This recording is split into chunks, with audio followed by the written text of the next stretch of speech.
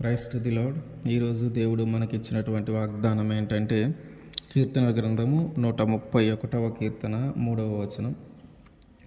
ఇది మొదలుకొని నిత్యము యెహోవా మీదనే ఆశ పెట్టుకొనుము. ఆమేన్. మనిషి గురించి ఒక్క మాటలో చెప్పాలంటే మనిషి ఆశాజీవి. అంటే ఒక మనిషి పుట్టిన దగ్గర నుంచి చనిపోయే వరకు నిత్యము ఏదో ఒక దాని కొరకు ఆశపడుతూనే ఉంటాడు.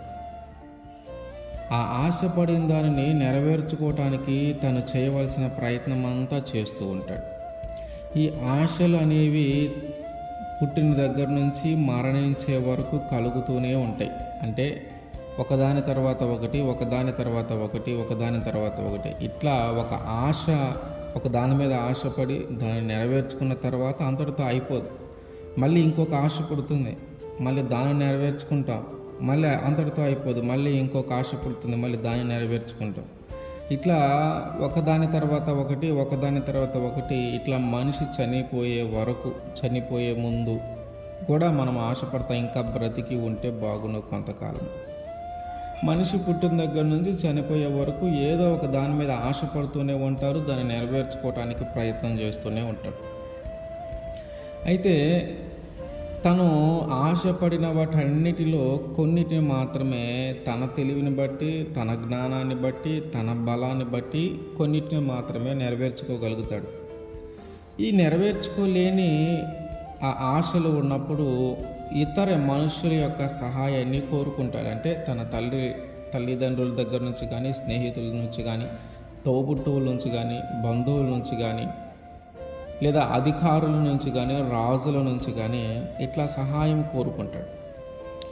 తన తెలివితో, తన బలముతో కొన్ని ఆశలు నెరవేర్చుకుంటే ఇతర మనుషుల సహాయముతో ఇంకొన్ని ఆశలు నెరవేర్చుకోగలుగుతాడు. కానీ పూర్తిగా ఎప్పుడు కూడా తను కోరుకున్న ప్రతిదీ నెరవేర్చుకోలేడు మనిషి.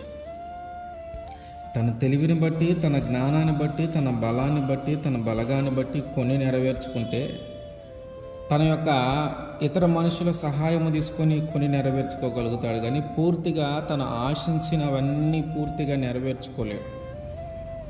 ఎందుకంటే మనుష్యులకి కొంతవరకే అధికారము, కొంతవరకే జ్ఞానము, కొంతవరకే వారి బలము, అన్నిటి మీద వారి యొక్క ప్రభావము పనిచేయదు. ఇప్పుడు గాలిని గద్దించాలంటే మనిషి వల్ల కాదు, నీటి మీద తన ప్రభావం చూపించాలనుకుంటే మనిషి వల్ల కాదు, ఆకాశము మీదనో, భూమి మీదనో, నిప్పుల మీదనో, ఇట్లా ప్రకృతి సంబంధమైన ఏదైనా విషయాల మీద మనం ఒక ఆశ పెట్టుకుంటే దాన్ని నెరవేర్చుకోవాలంటే మనిషి వల్ల ఏది కాదు. ఇంకోటి, ఒక మరణము నుంచి తప్పించాలంటే ఇది కూడా మనిషి వల్ల ఏది కాదు. కొన్ని ఆశలు ఎట్లా ఉంటాయంటే అవి మన తెలివికి మించి, మన జ్ఞానానికి మించి, మన బలానికి మించి ఉంటాయి. అట్లాంటివి నెరవేర్చుకోవాలన్నా కూడా ఇతర మనుషుల సహాయం తీసుకున్నా కూడా వాటిని మనం నెరవేర్చుకోలేము. మరి ఇవన్నీ నెరవేర్చబడాలంటే, ఈ ఆశలన్నీ మనము తీర్చుకోగలగాలంటే వాటన్నిటి మీద అధికారం కలిగిన దేవుడు కావాలి.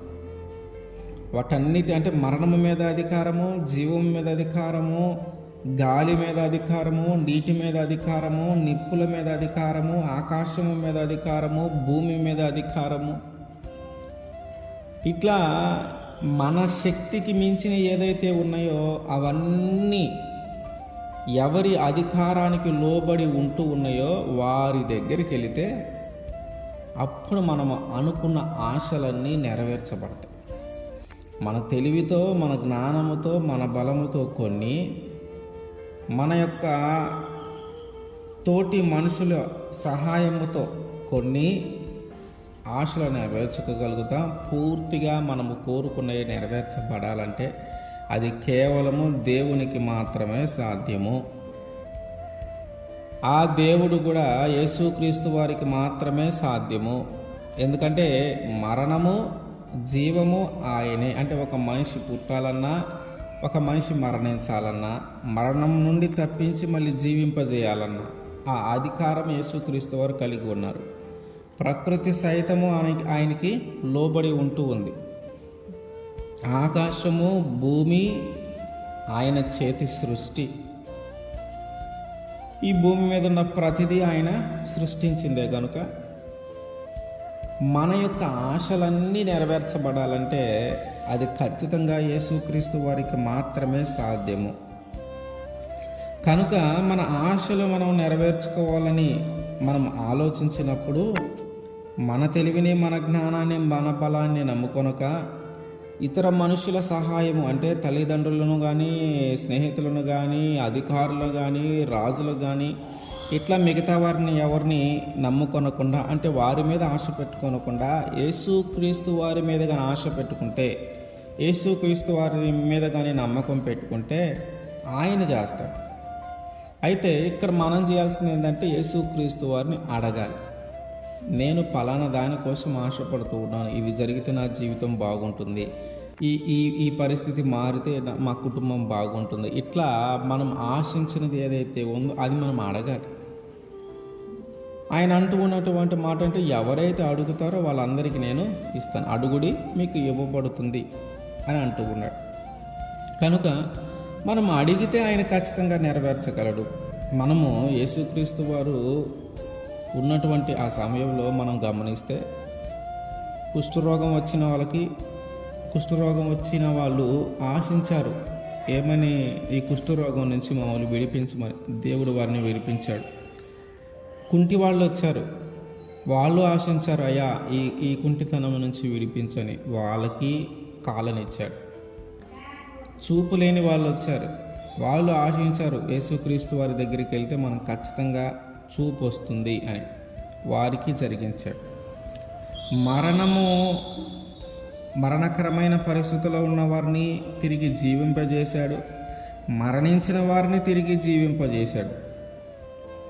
అంటే ఈ విధంగా ఆయన అనేకమైన అద్భుతమైన కార్యాలు చేస్తూ ఉన్నాడు. అంటే మనకు తెలియాల్సిన విషయం ఏంటంటే ఆయన అన్నిటి మీద అధికారం కలిగి ఉన్నాడు అని.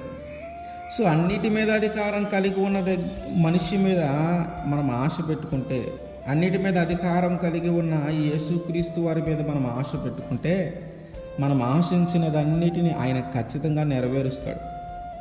కనుక మనం మనల్ని నమ్మి, తోటి మనుషులను నమ్మి అవి మన ఆశలను నెరవేర్చబడక మనం నిరుత్సాహంలో కానీ ఉండి ఉంటే, ఇది మొదలుకొని యేసుక్రీస్తు వారి మీద ఆశ పెట్టుకో. ఆయనే మన ఆశలన్నిటినీ తీర్చగలిగిన దేవుడు. ఆయనే మన కోరికలన్నీ తీర్చగలిగిన దేవుడు. ఆయనకి సమస్తము లోబడి ఉంది. కనుక మనం ఆశించినది ఏదైనాను ఆమోదయోగ్యంగా కానీ ఉంటే ఆయన ఖచ్చితంగా దాన్ని జరిగిస్తాడు. కనుక ఇది మొదలుకొని మనము యేసుక్రీస్తు వారి మీద ఆశ పెట్టుకుందాం. మన ఆశలన్నిటిని ఆయన తీర్చగలిగిన దేవుడు. ఆమేన్.